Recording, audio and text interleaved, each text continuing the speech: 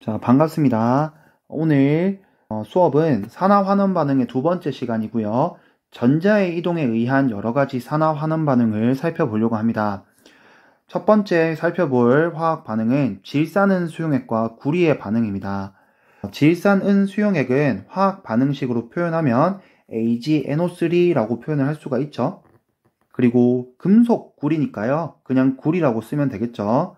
그림을 살펴보게 되면 투명 색깔 질산은 수용액에 구리 줄을 넣어 주었을 때 반응을 하고 난 이후에 용액의 색깔이 푸른색을 띠는 것을 확인할 수 있고요. 그리고 구리 줄의 두께가 두꺼워진 것을 볼 수가 있죠. 그러면 구리 줄의 두께가 왜 두꺼워졌는지, 그리고 수용액의 색깔이 왜 푸른색을 띠게 되었는지를 알아봅시다. 구리 같은 경우에 은과 구리 이온이 반응을 했을 때 구리가 이온이 되려는 경향성이 좀 더 큽니다. 구리의 이온화 경향성이 은보다 큽니다. 그래서 구리는 이온이 되려고 하고요. 그리고 은은 금속으로 석출이 되려고 합니다. 그래서 그림상에 금속이 구리 이온으로 빠져나온 것을 볼 수가 있고요. 식을 써보면 구리 금속이 구리 이온으로 수용액 속에 빠져나왔고, 은 이온들은 구리 표면에 붙어서 은 금속으로 석출이 되었다. 그러면 화학 반응식을 써보면 질산은 수용액에 구리를 넣어 주었을 때 은은 금속으로 나왔고요. 구리는 이온이 되었다. 근데 NO3는 질산이죠. 자, 질산은 일가 음이온이기 때문에 구리는 이가 양이온이죠. 그래서 화학 반응식을 이렇게 붙여줘야 되고요. 그러면 우변에 지금 NO3가 두 개가 필요하니까 왼쪽에 2를 붙여줘야겠네.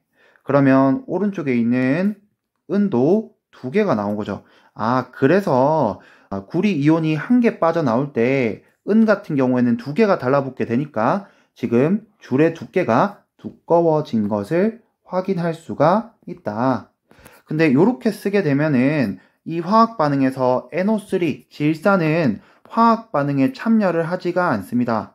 화학 반응에 참여하지 않는다. 그래서 알자 이온 반응식이 아니기 때문에 이렇게 우리가 식을 쓰지 않고요. 자, 이렇게 식을 쓰지 않고 이렇게 쓰면 되겠죠. 구리와 은 이온이 만나서 구리 이온과 은이 석출되었다. 화학 반응식 맞춰주면 오른쪽에 Ag의 플러스에다가 숫자 2 붙여주시고 은에다 2 붙여주면 되겠죠. 자, 이게 알자 이온 반응식입니다. 실제 화학 반응에 참여하는 이온들만을 나타내는 반응식이 알자 이온 반응식입니다.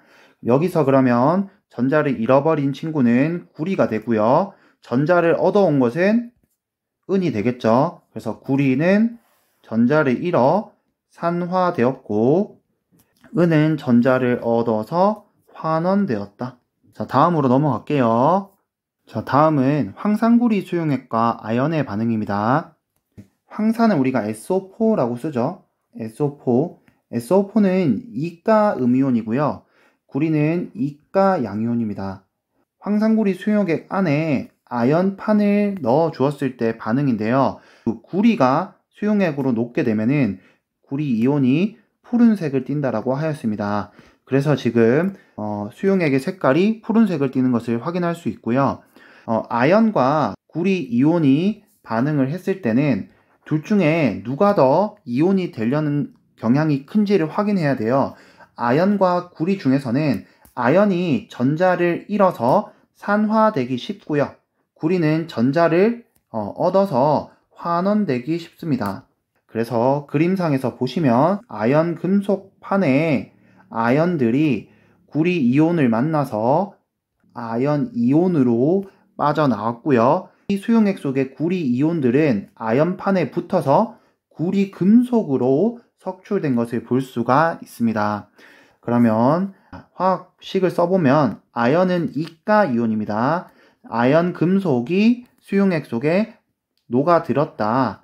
전자를 잃어서 산화되었다. 산화되어서 이온이 된 거죠. 그리고 수용액 속의 구리 이온들은 전자를 얻어서 구리가 됐고 환원된 겁니다. 금속이 석출됐다. 금속이 석출되었다. 그러면 금속이 석출됨으로 인해서 화학 반응이 일어나고 난 이후에 수용액의 색깔이 투명해진 것을 확인할 수가 있다. 화학 반응식을 써볼게요. 황산구리와 아연이 만나서 아연은 이온으로 석출되었고 구리는 금속으로 석출되었다.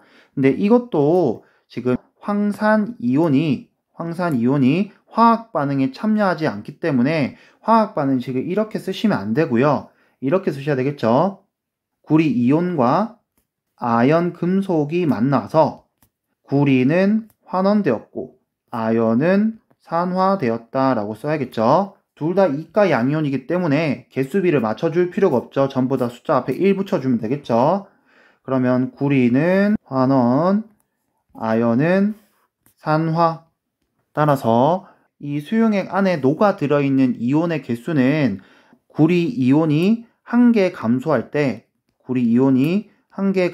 때 아연 이온이 1개 증가하였기 때문에 수용액 내의 이온의 개수에는 변화가 없겠죠. 그래서 전체 이온 개수는 일정하게 됩니다.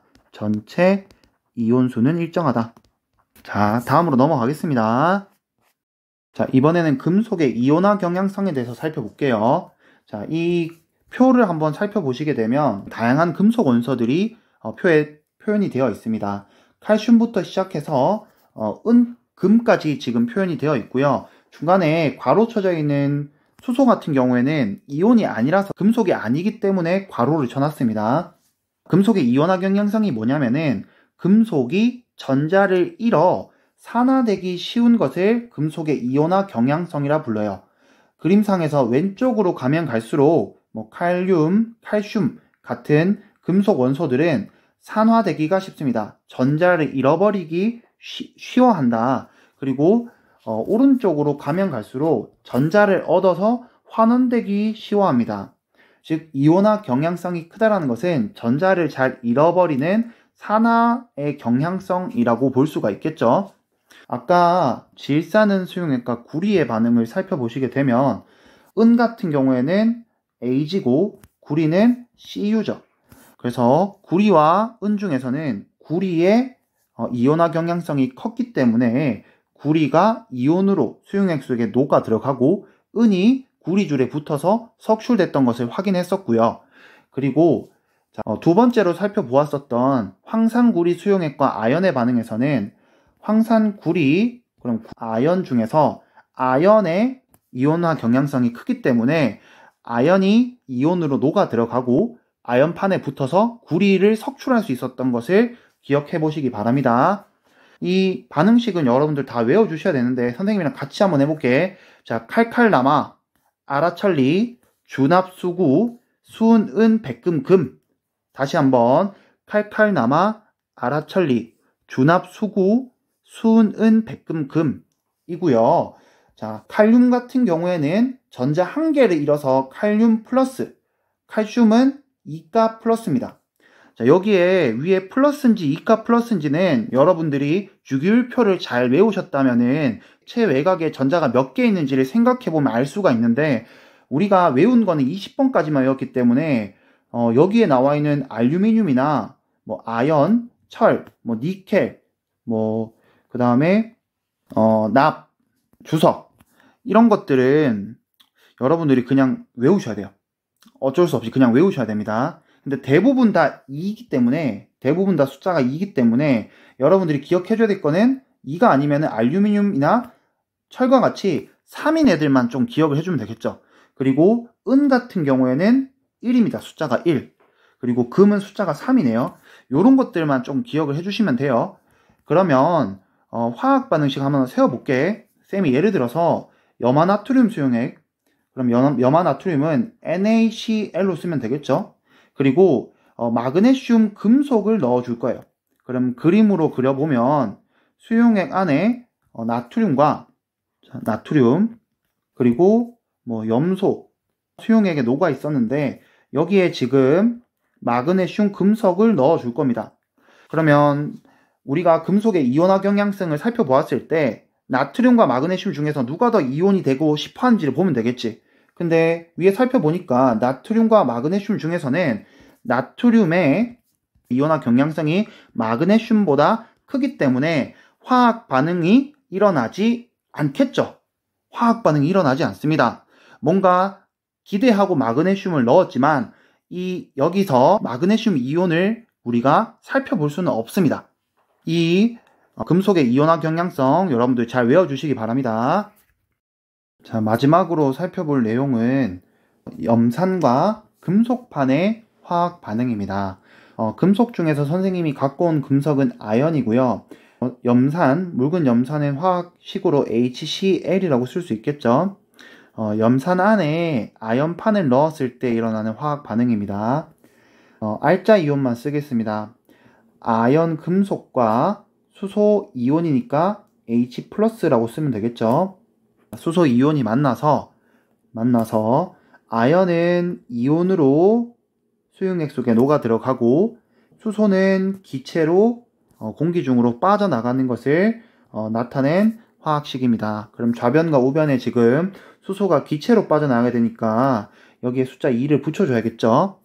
다음과 같은 화학 반응식이 일어나는 이유는 금속의 이온화 경향성을 생각해 보았을 때 아연과 수소 중에서 이온화 경향성이 큰 게 아연이 크기 때문에 아연이 이온으로 석출됩니다. 이 과정에서 수용액 속에 이온 개수 변화를 살펴볼게. 수용액 속에는 수소 2개가 녹아 있었는데 아연이 빠져나옴으로 인해서 수소 2개가 물 속에서 감소하고 아연 이온이 1개가 증가하게 되죠. 그러면 수소가 2개나 감소했고 아연은 1개가 증가했으니까 수용액 속의 전체 이온의 개수는 감소하게 되겠죠. 전체적으로는 감소하더라. 다른 금속들도 직접 해볼 수 있을 것 같고요. 마지막으로 염화나트륨의 반응을 살펴보려고 해요. 금속 나트륨과 염소 기체를 반응을 시키면 나트륨은 전자를 잃어서 산화가 되고요. 염소는 전자를 얻어 환원됩니다. 그럼 전자를 잃어서 산화된 나트륨 양이온과 전자를 얻어 음이온이 된 염소 음이온은 2개가 이온 결합을 통해서 결합을 하게 되겠죠. 그럼 화학 반응식으로 써보게 되면 금속 나트륨과 염소 기체가 만났죠. 염소 기체니까 Cl2 그래서 화학 반응을 하니까 염화나트륨이 만들어지더라. 염화나트륨. 개수를 맞춰줘야겠죠. 나트륨 요거 2개 붙여주면 되겠죠. 그리고 오른쪽 시계도 2개 붙여주면 되겠죠. 자, 2개가 나트륨 플러스와 염소 마이너스가 만나서 화학 반응이 이렇게 됐고요. 나트륨 같은 경우에는 전자를 잃었으니까 산화, 염소는 전자를 얻었으니까 환원이라고 쓸 수 있겠네요. 자, 오늘 수업 여기까지입니다. 여러분들 형성평가 한번 풀어봅시다.